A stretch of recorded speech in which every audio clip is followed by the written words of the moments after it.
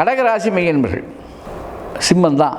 உங்களுக்கு கடகத்துக்கு அதிர்ஷ்டத்தை அள்ளி வழங்கக்கூடிய ஒரு அற்புதமான ஒரு கிரகம் என்ன அப்படின்னா, அற்புதமான கிரகம் என்ன அப்படின்னா சூரிய பகவான் தான். அப்போ உங்களுக்கு அமாவாசை ரொம்ப சிறப்பான நாள். அமாவாசை அன்னைக்கு நீங்கள் சூரியனார் கோயில் போனீங்கன்னா ஏக பிரசித்தி பெறுவீங்க.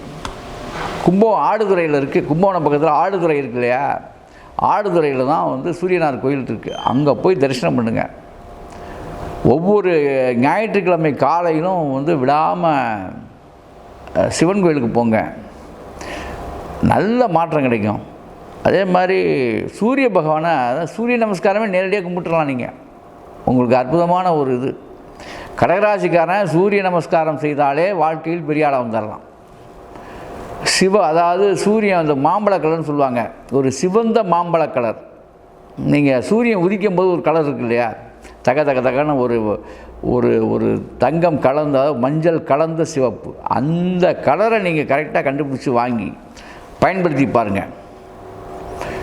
கடகராசிக்காரர்களுக்கு பணம் கொட்டும். இந்த மாதிரி விஷயத்தை பண்ணி சூரியன் நம்பர் 1 தான் உங்களுக்கு அதிர்ஷ்டம். எது வந்தாலும் 1 வர்ற மாதிரி பார்த்துக்கணும். யார் பார்க்கணும்? கடகராசிக்காரங்க. உங்களுடைய குடியிருக்க வீடு, அப்புறம் உங்களுடைய வண்டி வாகனம் எல்லாமே கூட்டுத்தொகை 1 வரணும். நம்பர் 1 அப்படி வச்சுக்கிட்டிங்கன்னா அதிர்ஷ்டத்தை பெறுவீங்க. அந்த சூரிய உதயமாகும் பொழுது அதாவது மஞ்சள் கலந்த சிவப்பு நிறம் உங்களுக்கு யோகத்தை கொடுக்கும். அதாவது மஞ்சள் கலந்த சிவப்பு, அது மஞ்சள், அதாவது என்ன சொல்கிறதுன்னா இந்த அடர்ந்த மஞ்சள் நிறம்னு சொல்லுவாங்க.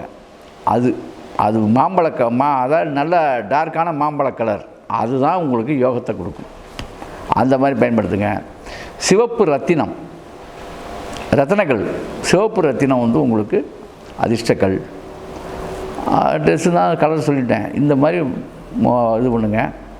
அதே மாதிரி இதெல்லாம் சரியாக வரல அப்படின்னு சொன்னால் உங்கள் ஜாதகத்தில் தான் கோளாறு. அப்போ இதுதான் உண்மையும் கூட, இதில் தான் அதிர்ஷ்டம் கிடைக்கும்.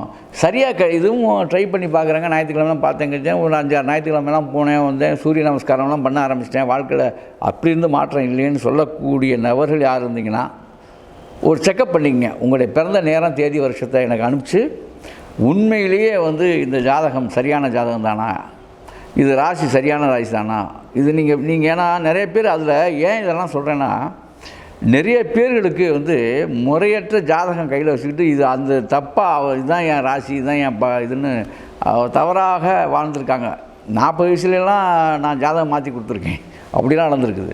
ஆக இதெல்லாம் ஒன்றும் நீங்கள் இதை பண்ணிக்க வேண்டாம், பாருங்கள்.